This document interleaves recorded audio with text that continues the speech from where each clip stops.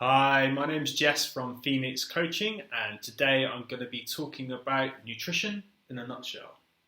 So, there's these 10 tips that you can use, quick fire things, to start thinking about your nutrition strategy.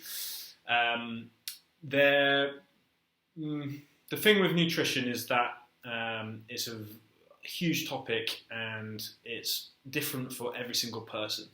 And this is one of the most important things to start to understand about nutrition, because really there is no best diet, or actually the best diet is the one that works for you, and for everyone that best diet is totally different, because we all have a very unique makeup of our biochemistry, different environments, different stresses on our system, different genetics. So all of these factors play in to make us totally different in what we need from our nutrition.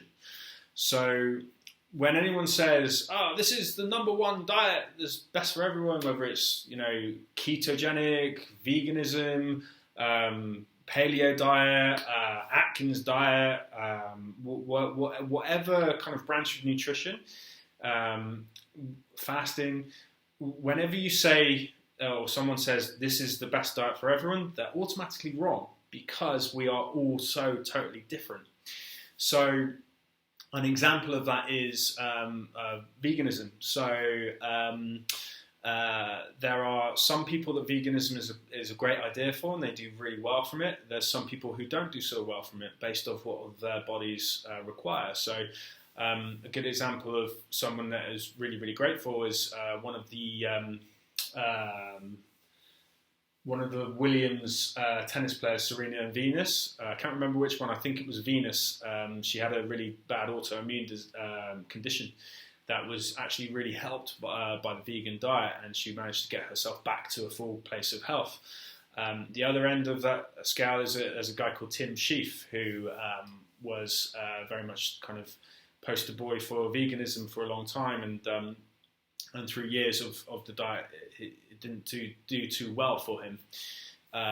So this is the first thing to take into account. I'm not saying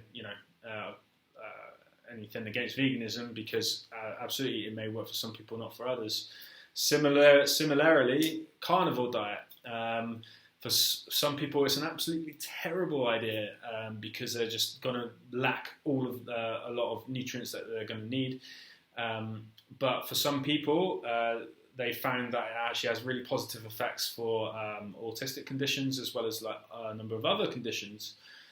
So you need to look at multiple different factors and ultimately work out what's best for you. So if we're to look on the more kind of global scale of things, it's been found that traditionally Inuit diets, so people who live in like Greenland, northern Canada, like really cold climates, they've been found in many instances to have diets 90 to 100% fats and proteins just from animal sources. And they survive and thrive really well and have robust health, like no problem. Then you look at the other end of the scale, you then look at, say, they did studies, a guy called Weston A. Price went around the world and did a number of different studies on different tribes. Found that the Quechua Indian tribes, as well as Western Aborigines, they had diets 90 to 100% totally plant-based. Very little to no animal fats or proteins. And again, surviving, thriving, absolutely fine, robust health, no problems whatsoever. And they actually found huge differences in the actual makeup of their digestive tracts as well. The Inuits' digestive tracts were much shorter, where like 21 feet they found in some instances, whereas the Western Aborigines, they found that digestive tracts up to 42 feet in total.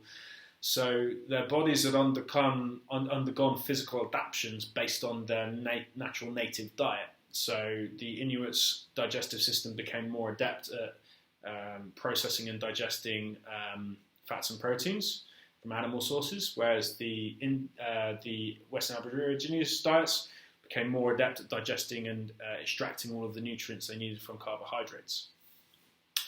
So based on this, we're all totally different and we need different things, so it's important to experiment. That being said, there are still some quite like general rules for optimum health that we can go by to keep ourselves happy, healthy, and making sure that we're getting everything that we need from our diet and avoiding some of the things that we don't need. So the first tip is to avoid something called the 4 white devils. So the 4 white devils are white milk, there's a caveat to that which I'll talk about in a sec, white flour products, white sugar, and white table salt. So going back to the tribes, they found that before the Western diet, including these 4 white devils, these 4 white products came in, the bone structure, the jaw structure, the teeth of the tribes people were like really nice, uniform, big smiles, no problems at all. Then I think it was within 1 generation of bringing in the more Western diet, all of the jaw structure and started getting deformed. The teeth structure started going really, really awry, and they're getting really bad dental problems. So this is when the health of like indigenous tribes really started to deteriorate. Is when the Western diet was brought in. So when we talk about milk, generally most dairy is not very good for you at all. The cows are injected with estrogenic hormones, as well as what they're getting from their diet is usually just garbage. So they're eating very poor quality foodstuffs, which is often riddled with pesticides and hormones. Whatever they're sprayed with to keep costs down as well as production up. So you're absorbing all of those toxins in when you're drinking the milk. It's not saying milk's necessarily bad. Some people do really well with it, some people don't, but it's like essential that you really, if you're going to drink milk, you want organic milk as much as possible. If you can get non-pasteurized milk as well, that's even better, because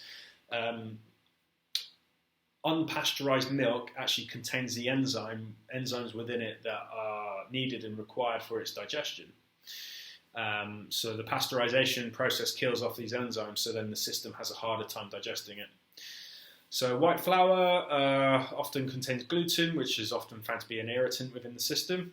This is a big topic. I'll probably do like another video on gluten, but many autoimmune conditions can be helped by limiting gluten, as well as digestive troubles can cause like a lot of bloating, a lot of gas, this kind of thing. Sugar, again, that's a full video, but they've actually found that sugar is classified as a neurotoxin, very detrimental to the system. We're talking about like processed sugar, not the kind of sugar that you're going to get from vegetables or fruits. So sugar can be very, very damaging to the system for multiple reasons. Puts us into this fight or flight state, as well as puts us on this biochemical hormonal roller coaster, because we get sugar spike, insulin release, sugar crash, and then we get more cravings, as well as stress hormones being released into the blood. So we're constantly up and down all day and gaining weight as we go. And then white table salt. So this stuff is now salt on its own, like good quality salt. We're talking like Celtic sea salt or pink Himalayan. It's great for us. Like we need it. But white table salt, due to the processing process it's gone through, ends up being really bad for the body. So that's point number 1. Point number 2: if you can't pronounce the word on the label, don't eat it. So often when we look at food labels, they're laden with chemicals like hydroxy, proxy, yttriammonium, and all of this stuff. Now, general rule is if it's got all these chemicals in it, these chemicals don't belong in the body. The body sees them as like a foreign object and has difficulty processing them, and this can cause issues over time within the system. So avoiding chemicals. Point number 3, what did our ancestors eat? So if it wasn't around 10,000 years ago, chances are we're not designed to eat it. So really here we're talking about like processed foods and things that aren't found in our natural world. So general rule here is if it has eyes and it grows, then it's generally cool. If it's been put into a different process to turn it into something else, generally not. So yeah, we're talking about Twinkies. So anybody who's gone to the States and had a Twinkie and experienced the radioactivity of the Twinkie will know what I'm talking about. So yeah, a natural diet as much as possible. So this is like a lot of what the paleo diet is based off of. But you don't need to necessarily go all the way to the paleo diet to still be like kind of following this rule.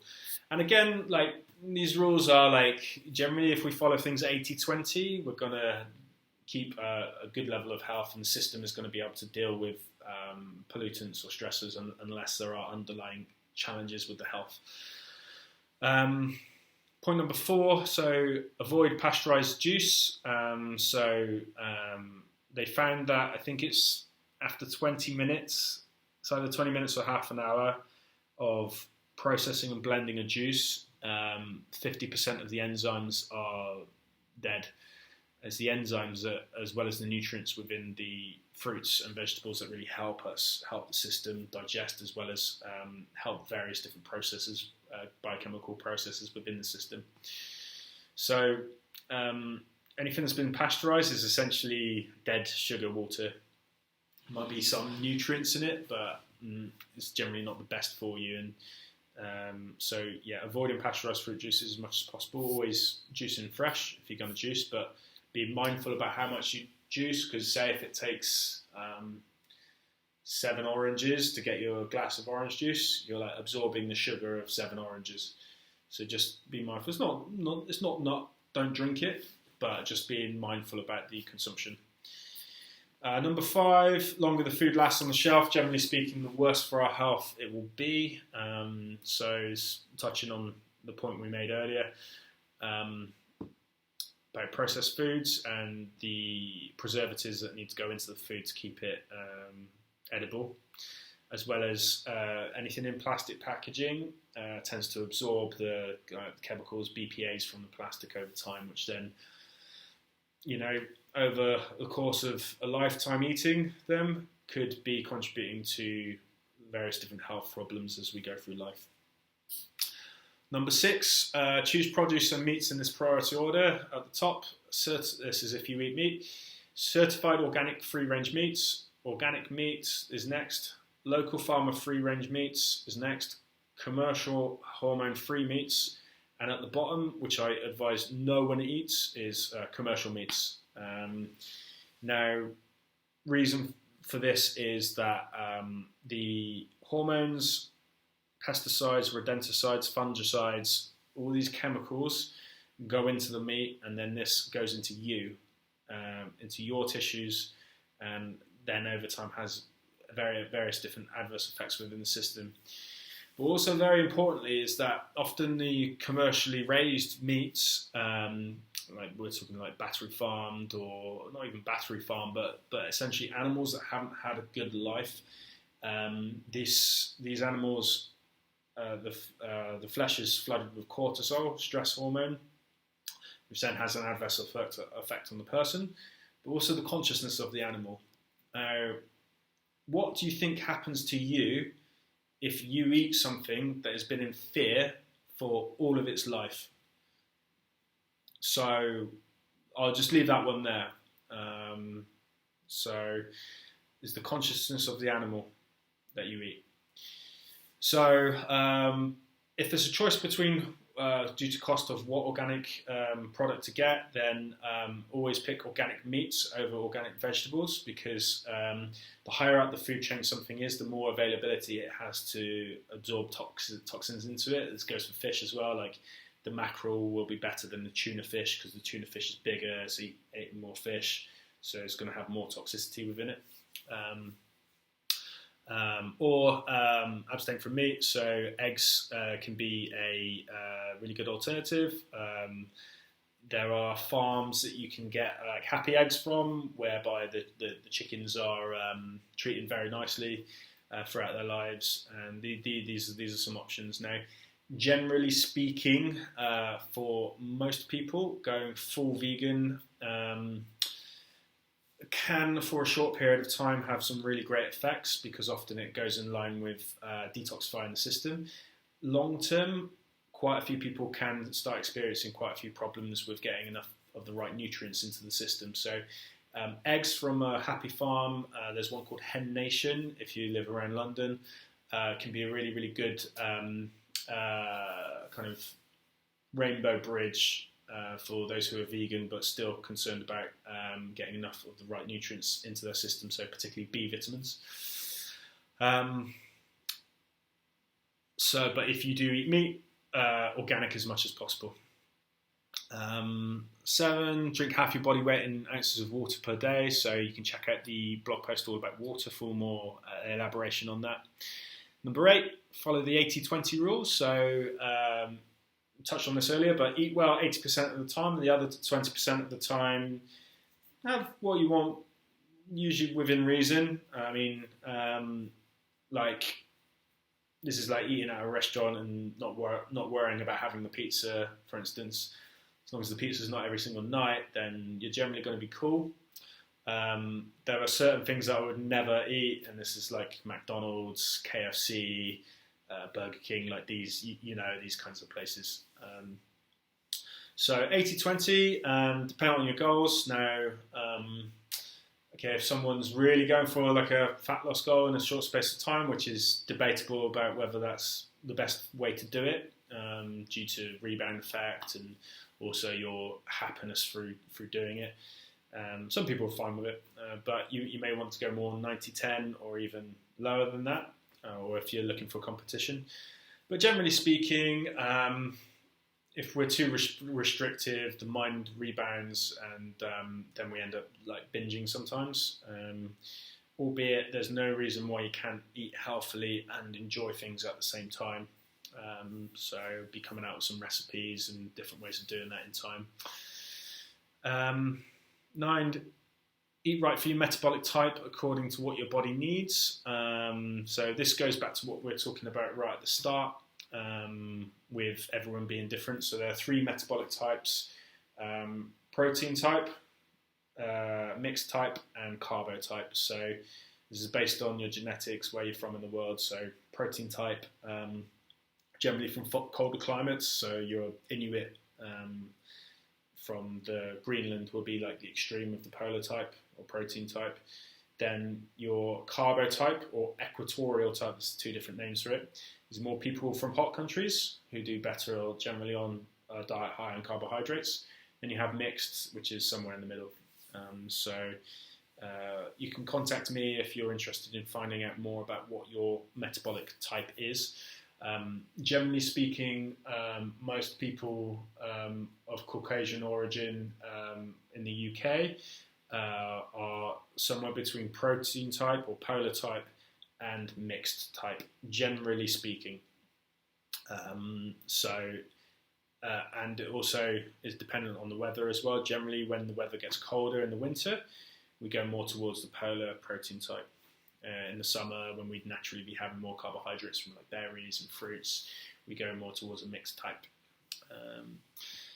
Number 10, respect food as something that makes you the person you are. It is not simply fuel to bargain shop for. Remember, every cell in your body is made up of something you once ate, so what do you want to be made of?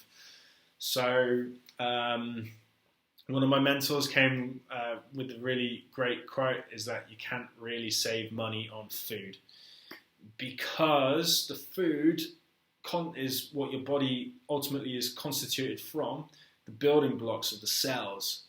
Everything you eat becomes you. So if you're going for low quality foods, this is what your body's going to be made of. And then over time, the money that you save from having like cheaper, low quality food sources is money and time that you're going to be spending in a doctor's office, or emotionally because you're having weight troubles or biochemical imbalances. So you can't save money on food, albeit for those in certain financial situations, which is very prevalent at the moment, especially in today's climate. Eating full organic may not be the most practical for costs. So If this is yourself, there are ways around this. So you can look up something called the Clean 15, which are 15 vegetables that generally have less pesticides, hormones, and rodenticides sprayed on them. So you can go for this for a non-organic source, and it's not going to be nearly as bad as certain other ones. So, for example, like onions are pretty high up there because they're underground, so they miss a lot of the spraying. Whereas berries are quite high because berries soak up loads of water, so within the water is the toxicity. And then meat eating, eggs, organic eggs can be a really, really great, much cheaper alternative to eating meats, organic meats, because it can get quite pricey. So there are numerous ways to eat well on a budget. But remember that, I mean, for me personally, I would prioritize, I do prioritize the quality of my food over other things. So I would rather go without in some areas and know that I'm getting the optimum, really great quality food for my system than not. So ultimately it comes down to the individual. But what I would do is some experimentation, experiment with everything. I would go for the organic option for a week and see how you feel at the end of the week. And I guarantee you're going to feel different. You might have more energy, you might be feeling in a better place mentally, physically. You may notice that you start being able to do more in the gym, start sleeping better, this kind of thing. So always test.